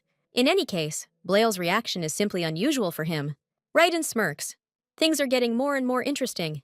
Then, the girl was put to bed, and Blail surrounded April with care. Liam informs Benita that the maid's punishment will be determined when April wakes up. Blail wipes April's forehead and asks her not to blame Benita. Blail blames herself for everything and asks April for forgiveness. Blail wants to spend time with April to make up for his guilt. Liam and Benita ask permission to leave, leaving Blail with April. Blail asks April to get well soon. Blail asks April to give him a chance to make things right. April lies unconscious, getting worse and worse. April wakes up to find Blail asleep next to her. April is terrified. She fell asleep next to Blail and he is so close. Blail is very handsome in his sleep. His dark hair, his eyelashes, his pale face. April looks with interest at Blail, who is sleeping next to her. April is shocked that Blail has such long eyelashes. April also looks at Blail, at his soft skin, which is smooth like a baby's. April can't resist touching Blail in his sleep. Blail wakes up abruptly and grabs her hands. April blushes seeing Blail so close. April makes a sharp statement about how things are not at all as he thinks. April sharply asks Blaile what he forgot in the strange room. Blail decides to tease her about what he's been doing here all night. April imagines what is going on here in general. April is surprised that Blail courted her all night. Blail reproachfully tells her that she has finally become smarter. He reproaches April for having only indecent thoughts in her head. Blail thinks April should be a better person given what happened. April is very grateful to Blail for being there for her. Blail informs her that breakfast with the Crown Prince awaits them now. April has a vague idea of what the hell is going on. Blail tells April directly that they will eat together with the prince. April is shocked that Raiden has to see her and came because of her. The entire empire is hooked on comics sponsored by April. April is surprised that Raiden has questions about comics. April suggests sending someone else in her place. Blail tells her that if Raiden doesn't like her answers, the artists will face death. April doesn't even know what to do and asks Blail for support. Blail reports that a certain lady has taken an interest in her and will not take no for an answer. He says April should go in person. April is afraid that she will have to reveal her identity. Blail reassures her that he has a plan for this. Blail introduces April as her distant niece. April is disappointed that the simple plan was to change her name. Raiden doesn't really believe the nonsense Blail spouted. Blail hints to them that he thought Blail was in love with April. April is shocked by what Blail did to the Crown Prince. April thinks it's typical that Blail fought the prince for her. April decided to ask Blail about what happened. April decides to introduce herself to the prince properly. Raiden tells her that he would like to meet her. Raiden asks if she would like to meet the comic book author. He has no idea who it is. Blail introduces April as a comic book creator. Raiden can't believe the comic book creator is so young. Raiden suggests that they talk over breakfast. April notes that the prince is quite a handsome man. April tries to remember that she read the original novel. According to the original novel, Blaile and Raiden are stepbrothers. Raiden always feared that Blail would take the throne from him and tried in every way to get rid of him. Blail therefore looks more tense today. April tries to notice all the brothers' behavior at the table. Raiden looks very ominous and something is waiting ahead of them. Raiden asks April if it's true that she was in charge of the comic book line. April is waiting for an invitation to the palace personally from the Empress. Raiden suggests continuing the conversation here. Blayla is terrified of what lies ahead for April. Raiden hints that the meeting will be just for him and April to anger Blail.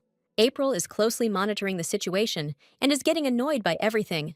April feels like the situation is getting more and more out of control. We arrive in the Kingdom of Salt, where things are not so sweet. King Salt orders Lemia to marry Count Pavioli. Lemia has already settled her problems with the Count, and she doesn't want to get married.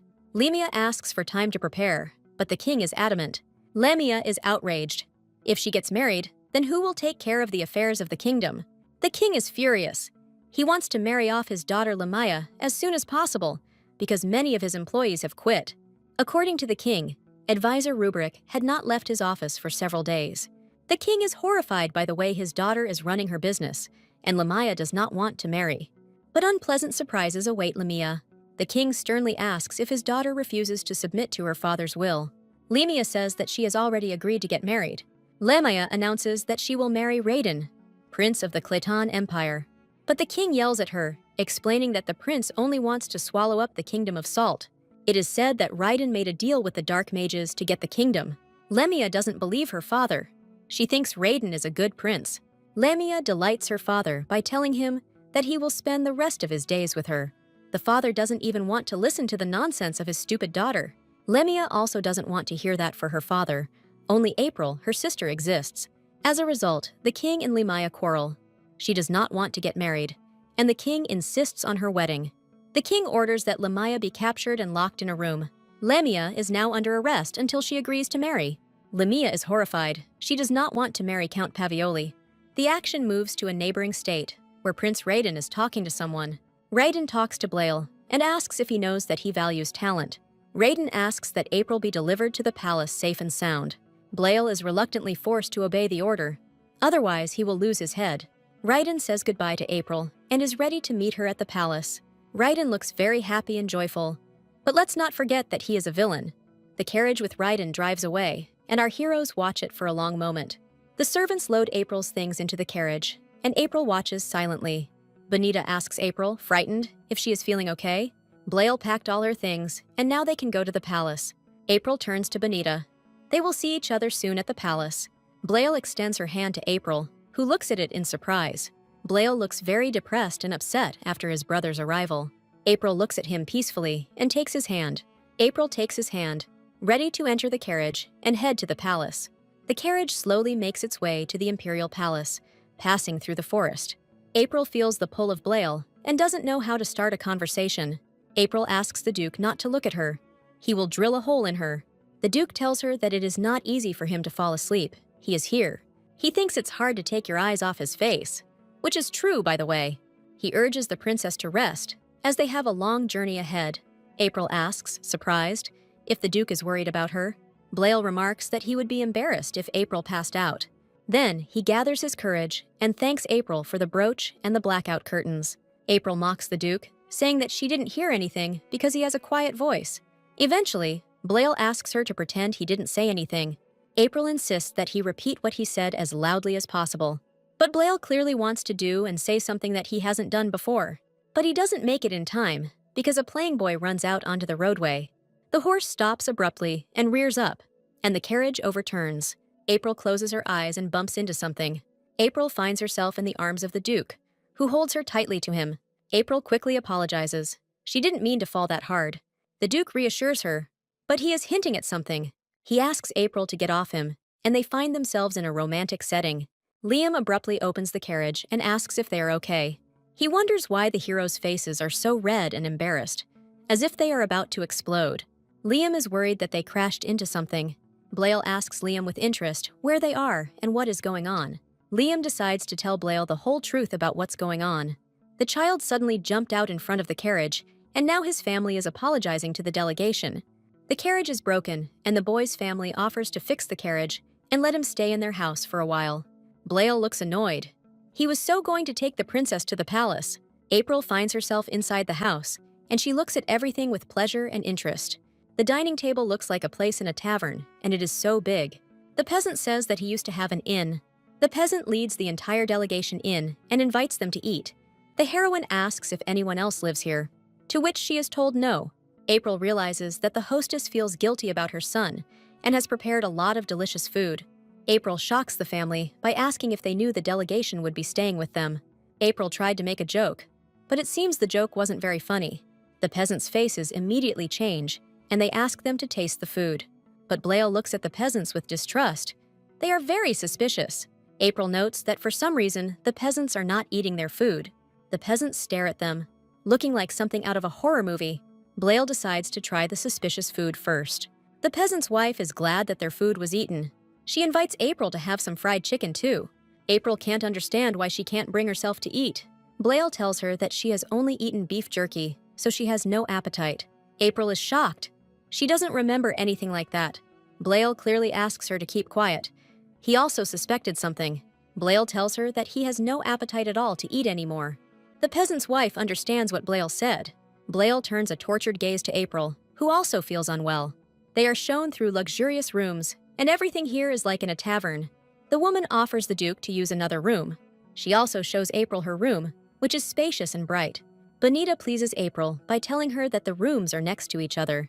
The peasant informs Blail that the repairs to the carriage are almost complete, and he will report everything. April tells Bonita to calm down, saying that everything will be okay. The peasant woman asks April to calm down and relax, enjoying her rest. But then Blail calls out to April, and she turns to him. Blail says April left her hair clip in the dining room. Blail obviously leaves her some kind of note, and April understands everything. The peasants watch them with malice and do not hide their suspicions. Blail whispers to April to be careful. Blail decides to go and rest and says goodbye to the main character. April reads the letter that Blail slipped to the main character.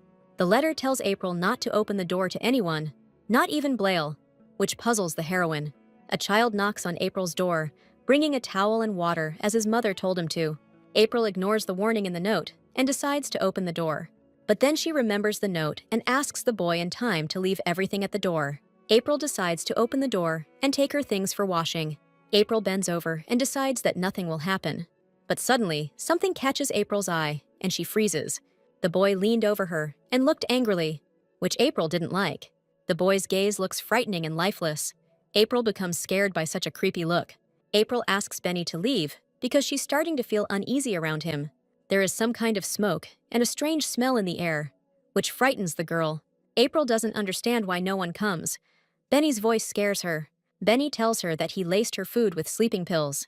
For example, Bonita sees her third dreams, and she sleeps soundly, deeply. A fire starts in the house, and smoke envelops everything that happens there. April is horrified. She doesn't understand what kind of smoke is flying around here.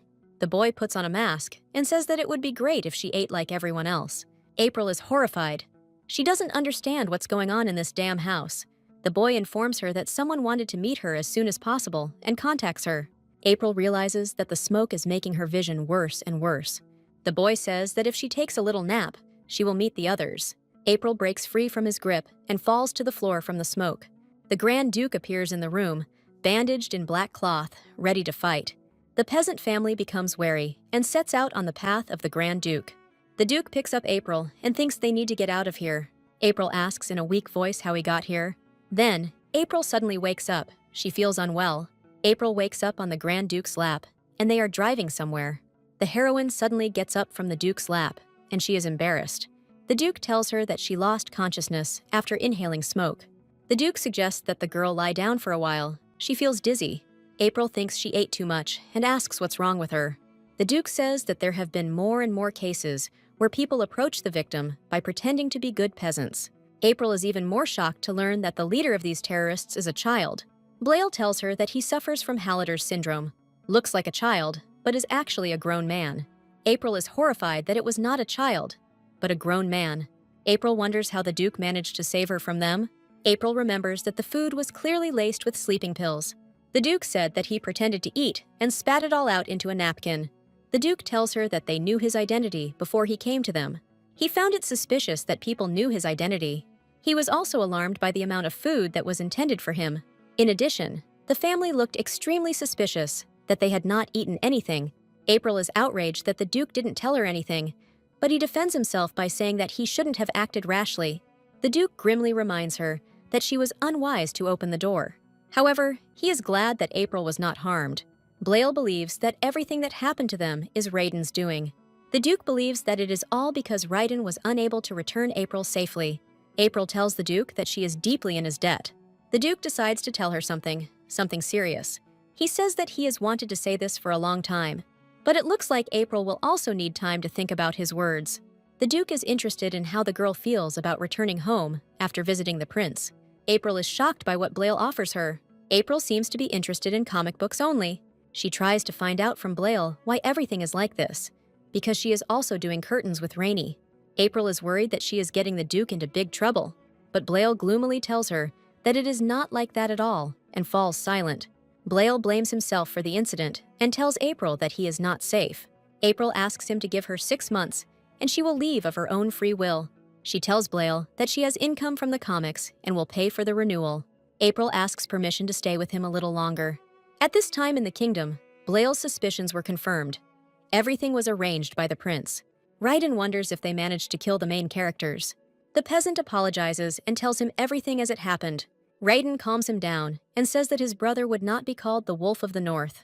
Raiden wants to set a new trap for his majestic half-brother. Meanwhile, the carriage arrives at the kingdom opposite Salt. April looks out the carriage window and waits for the judgment to come. She arrives at the imperial palace, magnificent and austere in its architecture. April really felt like she would never get here. April is led through the spacious halls straight to the palace.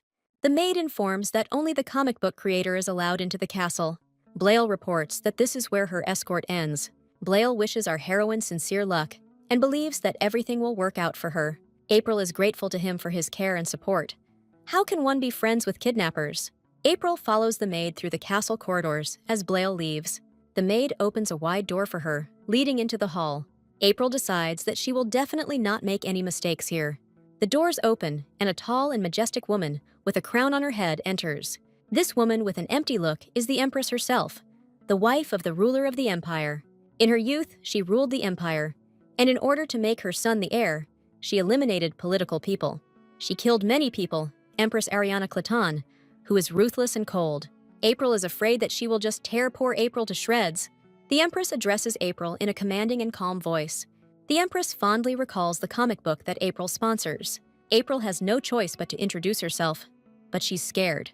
The Empress smiles and says that she has come a long way. The Empress suggests talking to April in a more relaxed setting. April is afraid. She is frightened by the way the Empress received her. The Empress marches across the room and goes into the dining room. The girl is horrified.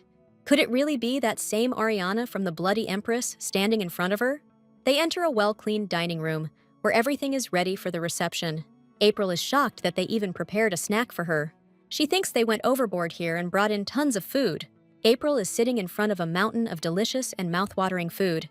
It looks like she's going to be tortured. Ariana wants to ask April something, and we don't like it. Ariana is curious about the ending of the comic book. April is surprised by the Empress's sudden question. April is shocked that she had to go through all this for the Empress to find out the ending of the comic. The Empress can't wait to find out the ending of the comic as soon as possible. April feels that if she doesn't answer, she will get into trouble. And April's troubles will be that she will rather die by execution. April becomes very afraid for her life. She is already picturing the execution in her imagination.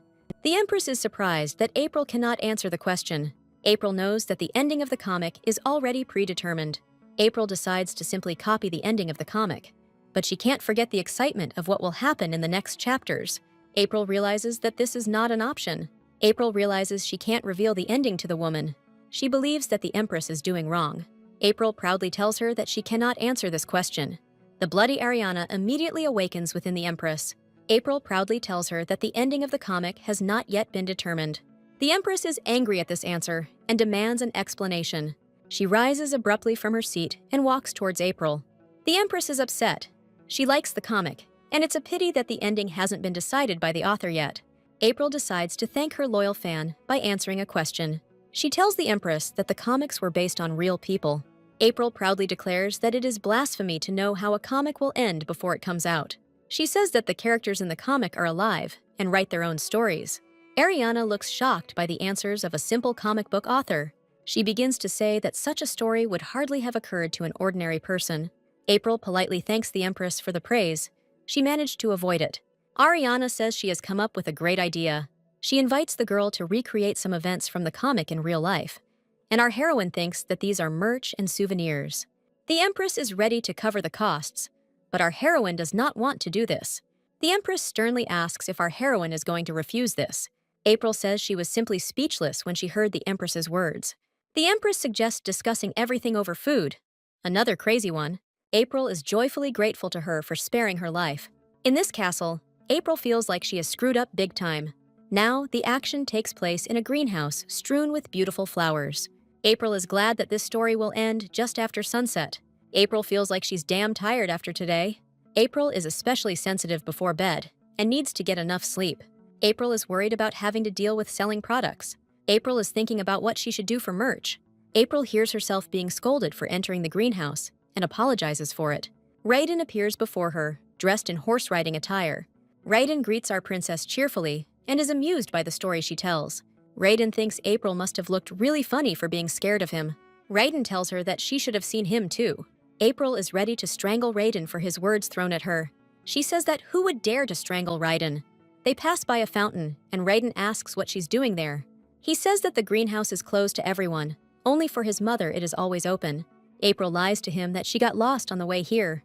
April suggests that he turn a blind eye to what is happening here. Raiden informs her that the crown prince is also forbidden to enter here, and his expression darkens.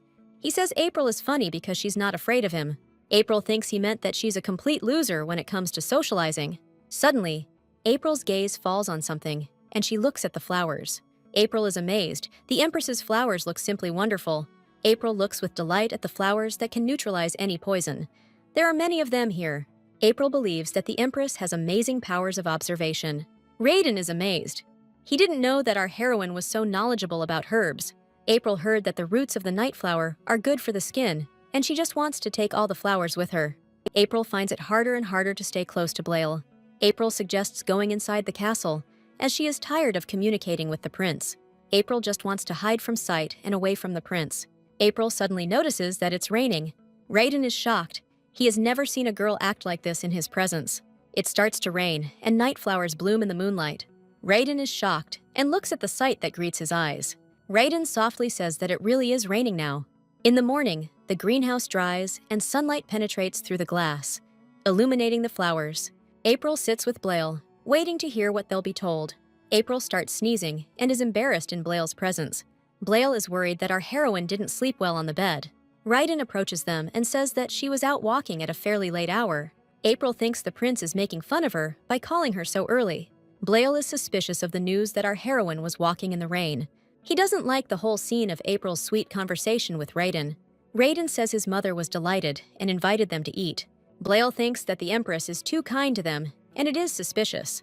April notes that it's all so unexpected that they're all gathered here together. April notes that the princes look very similar, like siblings. A maid approaches them and brings them fresh Ceylon tea. Raiden decides to ask April his question that has been bothering him. He asked how April knew it was going to rain.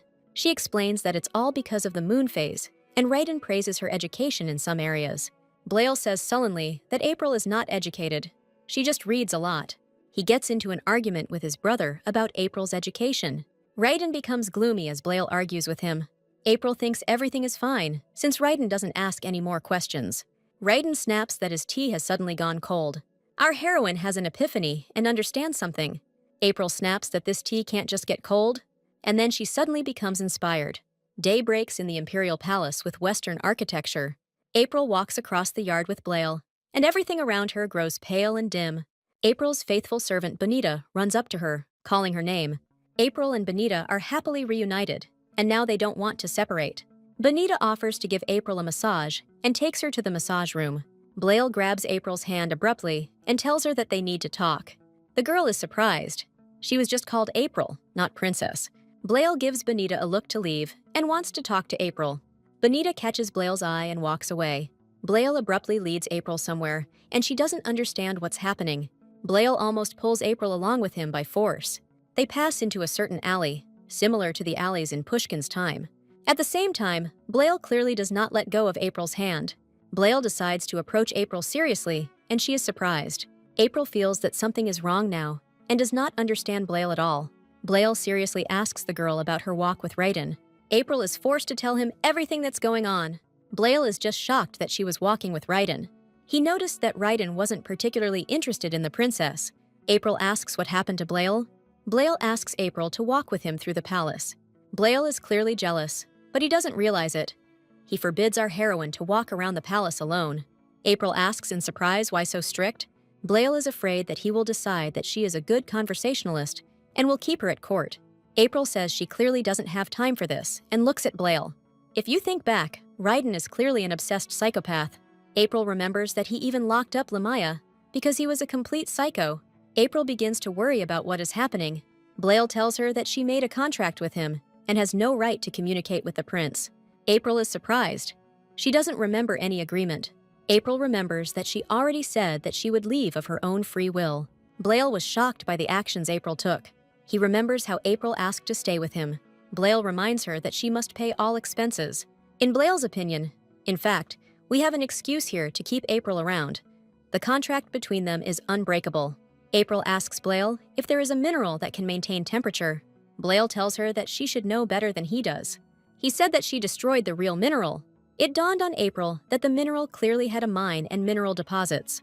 April remembered that she shared Blail's title with him. The Empress actually wants to be a sponsor of comics and has no problems with money or the mineral. With this arrangement, the production of thermoses is quite feasible. Blail looks at her sullenly and doesn't know what to say. In the following days, she was busy creating merch for the comics. Bonita happily informs them that a magic envelope from the Magic Tower has arrived. Bonita asks if the heroine has really received a package with a temperature preserver. April happily informs her that yes, this is what she asked for. April is offered a cup with a heat-retaining metal that she broke. Bonita tries to reason with April about what will happen if the material doesn't work. Then she is surprised by what merch is and tries to reason with April.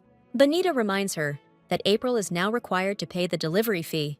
In the end, April decides to test the cup, and it works like a thermos. Bonista and April decide to continue using the cup. April is happy that the cup works as a thermos. April worries that she will only have to use 100 of them. April decides to use the merch for her own purposes. April decides to draw a design for her own thermos. April decides to show off all her design skills. We are shown the capital of Clayton, an underground auction. A great many aristocrats came to see it, but they preferred to hide their identity. One of the aristocrats announces the last lot of the evening. It turns out it's a thermos mug based on a popular comic book. Many aristocrats immediately curled their lip. They were ready to give everything for a mug. One of the aristocrats is very nervous. He has wanted to buy this mug for a long time. He remembers what is happening at his home. He has a sick wife who loves comics and asked her husband for an expensive mug. Everyone decides to immediately bargain for a limited edition mug based on a popular comic book. The price of the comic has skyrocketed, and the man has no chance of buying it. Suddenly, local authorities appear and order the arrest of everyone at the crime scene. The aristocrat is horrified. But why is he so unlucky today? The aristocrats flee the crime scene in panic. Our hero doesn't give up. He decides to steal the mug from under the noses of the aristocrats. He comes face to face with a hooded man and quickly apologizes. After meeting the man, our hero notices that his wallet has disappeared somewhere. He recalls the entire last meeting with horror and is surprised that there was a pickpocket at the auction.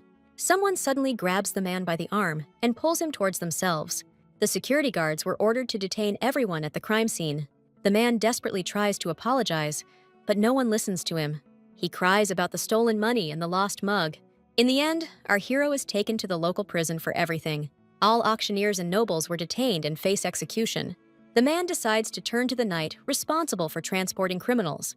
He tells the knight that he did not acquire anything at the auction, and he asks to let him go. The knight tells the man that there are no exceptions for anyone.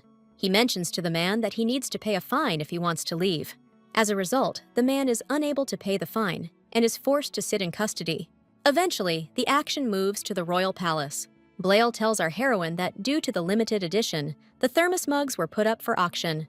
April herself doesn't really know what to do with the local EBAY. Bonita comes to the door and announces that their food is ready. Bonita apologizes to the Duke for delaying the food. April suggests we get something to eat and then work on the auction and merch issue. She invites Blail to join her for lunch. Bonita happily reports that there is enough food for the three of them. Blail is looking forward to delicious food and lunch with the princess.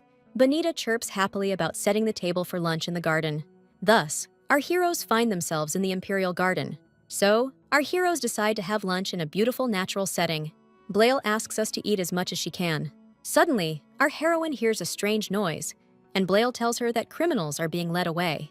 April is surprised that there are criminals here. The palace is obliged to punish all those involved in the gambling business. It seems there is an advertisement for the XBet casino here too. In short, they want to execute everyone for gambling and betting on XBet and other casinos. April is surprised. She didn't expect all the fuss that would surround the merch. A man walks among criminals and asks to be heard immediately. The man's gaze intersects with April, who is drinking tea. April catches the unfortunate man's gaze and can't get him out of her head. April suddenly decides to intervene. April suggests that Blale leave here, but he hasn't finished eating yet. April quickly shoves his food into his mouth. The man desperately asks the couple to listen to him. April can't help her kind heart. The handsome man is being led by a knight under arrest, and all hope is on April. The man doesn't think long and prepares for the worst. He abruptly breaks the ropes, the bonds on his hands. The man rushes away from the knights who decided to catch him. He runs faster and faster, and the pursuit after him is no less fast. As a result, the man lays sprawled at the feet of our heroes, who decided to have lunch. He is pinned to the ground by a knight who does not allow the unfortunate man to rise. Blale asks April if she is okay, and she says yes. The man, meanwhile, insists on being heard. April looks sadly at her comic's most devoted fan. Her conscience starts to ache in her heart, and she decides to help the unfortunate man. Blale orders the release of the unfortunate Cimmerian, unexpectedly for everyone. April sits down next to the man and decides to listen to the unfortunate man. April extends a helping hand in a show of friendliness and wants to listen. The man is amazed by her kindness and decides that she will listen to him. In the end, the man stays in the park and decides to tell his sad story. The man introduces himself as Baron Fabron, and he is ready to begin his story. The Baron sincerely believes that our heroes will be kind to him and the heartbreaking story. As a result, his story made April's heart ache, and she couldn't hold back her tears and sadness. Blale suggests that she make another batch of mugs based on the popular comic book. April is shocked by what Blale offered her. He has become too kind to everyone. Our heroine believes that she can solve the problem. April doesn't know when to rest, because she's busy solving problems. It takes place several days later in the Empress's palace. Irina wonders if it is true that a huge number of mugs are produced. April becomes scared. The Empress demands answers from her. April realizes that she must explain everything to the Empress. April lies to her about not making mugs, but the Empress's voice becomes louder and more threatening. The Empress reminds that it is better not to lie to her. The Empress places a newspaper in front of her, which talks about the mass production of mugs. She reminds the girl that there is no point in lying to her. April tries to explain that she makes something cooler than mugs. The Empress listens to the girl skeptically.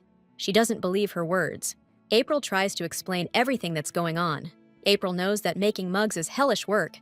April believes that producing additional mugs is a betrayal of the fans. She is trying to solve Baron Fabro's problem. The Baron says that he wanted to feed his wife soup using the mug. April believes this heartbreaking story and wants to help him. She thinks about how to solve the problem and help our hero. The Empress asks what the thermos is for. According to our heroine, a thermos can retain heat and even preserve food. April hints that a thermos would be more useful than a mug. The Empress is thinking about why there is an additional print run and mass production, and what's more, in secret. Due to the comic's massive popularity, illegal trade in goods occurs. The girl tries to lower the price of the item to prevent auctions. The Empress proposes to capture everyone who is guilty of the auction. If she succeeds, she will prevent all the events related to the comics. The Empress is advised not to create incidents with comics, as this will have a negative impact on the industry. The Empress offers her help in solving the problem. April didn't expect that the Empress would have to deal with the problem. April thanks the Empress with all her heart for her decisions. In the end, he decides to show the thermos to the Baron, who is very surprised. The wife shows the Baron this thermos and says that she is grateful to her husband. His wife thanks him for the thermos and wants to send it. She sincerely believes that her husband is simply super and helped her. Fabro says he tried his best to help our heroine. His wife lies in bed all night and becomes very ill. Lately, his wife's condition has simply worsened. The husband cannot afford his wife's treatment. He decides to overcome his damn pride and do something bad. He decides to visit his mother and ask her for help. The next day, in the Empress's palace, our story begins. The Baron's mother asks April for help and tries very hard to get her to help. April is shocked by what is happening and tries to understand. The Baron's mother talks about thermoses being produced and being bought in packs. Moreover, mages cannot leave the tower until they finish the merch. The Baron's mother talks about how April would have intervened. April is horrified by what she heard about the mages. April doesn't know what she can do with the merch business. The Baron's mother asks April to intervene and help. April suggests getting off her knees and listening to her. The Baron's mother tearfully asks for help. April assures her that she will deal with the problem as soon as possible. April decides to start over at the Imperial Palace. Blail summons the Baron to his office for an important conversation. Baron Fabro asks how his problem is being solved. Blail decides to reassure the Baron about what is happening. April bursts into Blail's chambers and reports the problems that have happened. Baron Fabron is here too, and April didn't expect that. April doesn't understand why people don't look at her like that. The Empress appears behind April and is absolutely furious. April's heart sank at what happened. The woman thanks him for inviting her to an important question. After all, she is not the Empress.